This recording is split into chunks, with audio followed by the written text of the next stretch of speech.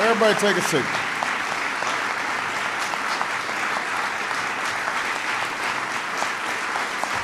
It's not for me.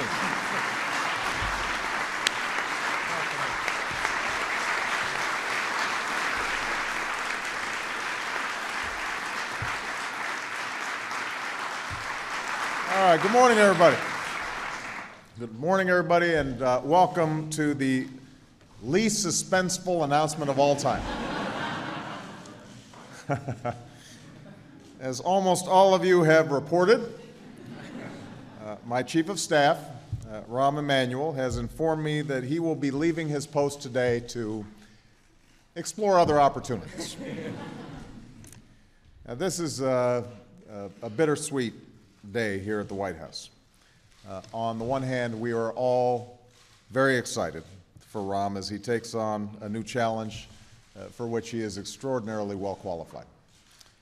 But we're also losing incomparable leader of our staff and one who we are going to miss very much.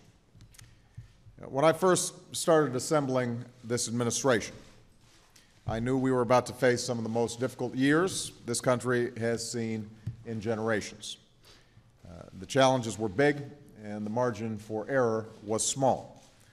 2 wars, an economy on the brinks of collapse, and a set of tough choices about issues that we had put off for decades.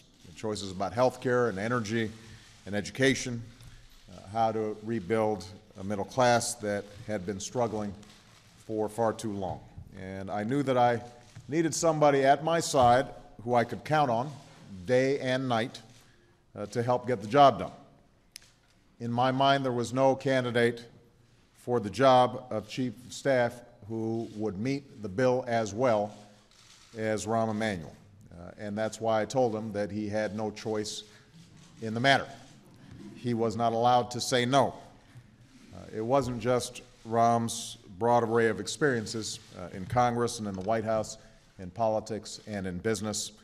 It was also the fact that he just brings an unmatched level of energy and enthusiasm and commitment to every single thing that he does. This was a great sacrifice for Rahm and Amy and the family to move out here.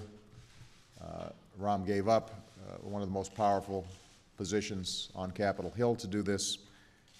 And in the last 20 months, Rahm has exceeded all of my expectations. It's fair to say that we could not have accomplished what we've accomplished without Rahm's leadership, from preventing a second depression to passing historic health care and financial reform legislation to restoring America's leadership in the world. So for nearly 2 years, I've begun my workday with Rahm. I have ended my workday with Rahm. Much to Amy's chagrin, I've intruded on his life at almost any hour of the day, any day of the week, with just enormous challenges. His advice has always been candid. His opinions have always been insightful.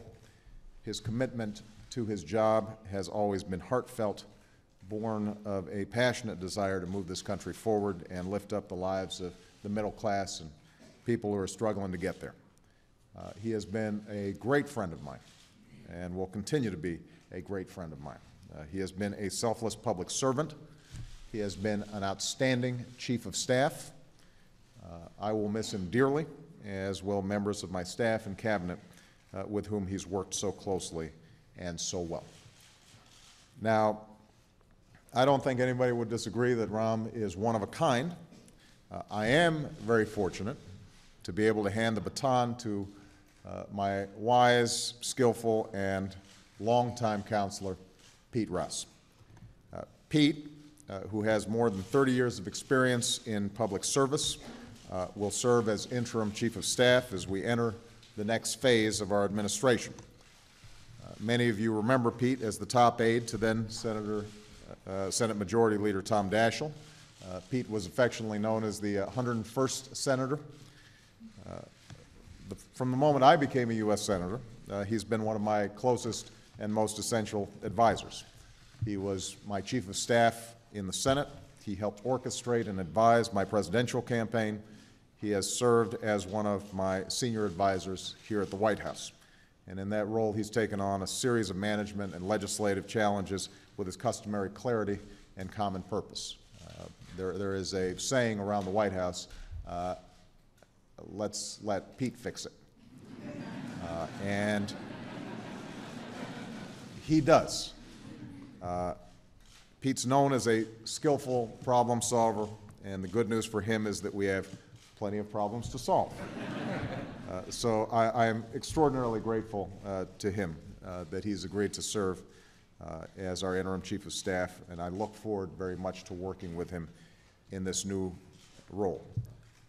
Obviously, these two gentlemen have slightly different styles.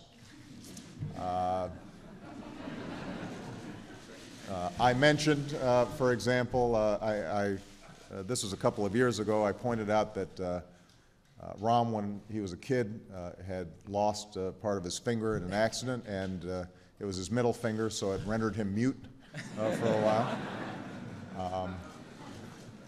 Pete has never seen a microphone or a TV camera that he likes. And yet, there's something in common here. You know, as President of the United States, you get both the credit and the blame for what happens around here. And the blame is usually deserved, or at least I happily accept it because that comes with the territory. But the credit really goes to the men and women who work in this building. It goes to people like Rahm and Pete and the hundreds of others who are here today, who's sometimes get some attention and sometimes don't. But these are folks who give up incredibly lucrative opportunities, sacrifice enormously, and their families sacrifice enormously. They come here every day to do the best possible job on behalf of the American people, and oftentimes they don't get the thanks that they deserve. So, as your president and as a fellow American, I want to take this moment to say to all the staff, all the cabinet members, how proud I am of you and how grateful I am of you, and how particularly proud and grateful I am to my outgoing Chief of Staff, Rahm Emanuel.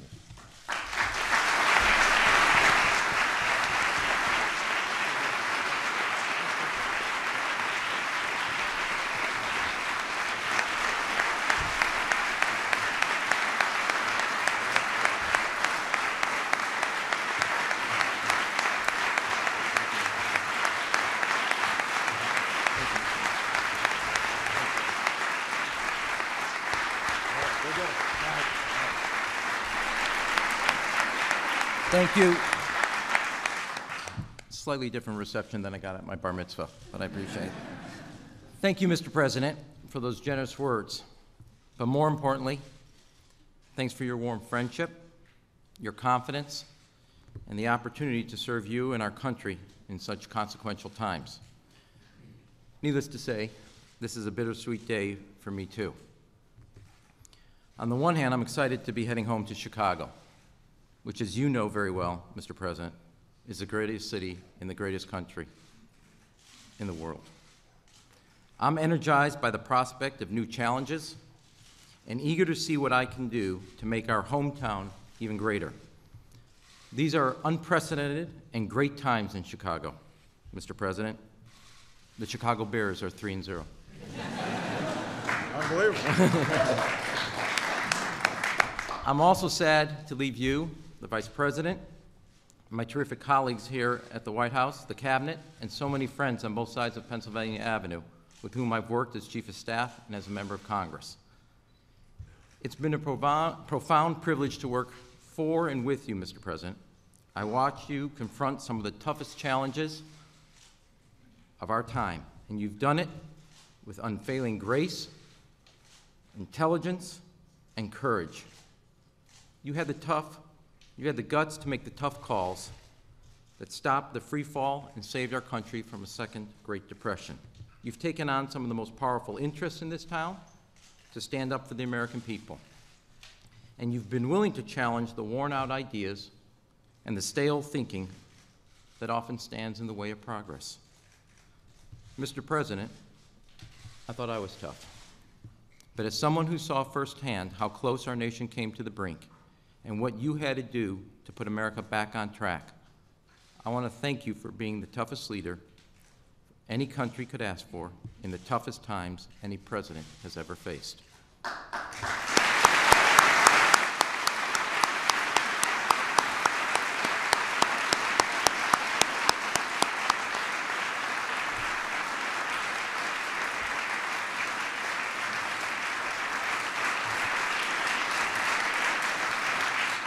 And even on the hardest days, you never lost focus on why we're here. Not just to score political points, but to solve problems. Not just to win the next election, but to make a difference for the next generation. I have served you, Mr. President, as a member of your staff, but I also observed you as a friend. I've seen what few are privileged to see. The father whose heart breaks when he writes a letter to parents whose son or daughter has been lost on the field of honor. The man of quiet, committed faith who always appeals to the better angels of our nature. And the proud product of the American dream, who sees in the reams of economic statistics the child who struggles and the single parent with limited income but unlimited potential. You have lived that American dream, Mr. President, as have I. My father and my grandfather came to this country for opportunity. They came here for a better life for their children. My mother marched with Martin Luther King because she believed that none of us is truly free until all of us are. Both my parents raised me to give something back to the country and the community that has given us so much. And I want to thank you for the opportunity to repay in a small portion of the blessings this country has given my family. I give you my word that even as I leave the White House, I will never leave that spirit of service behind.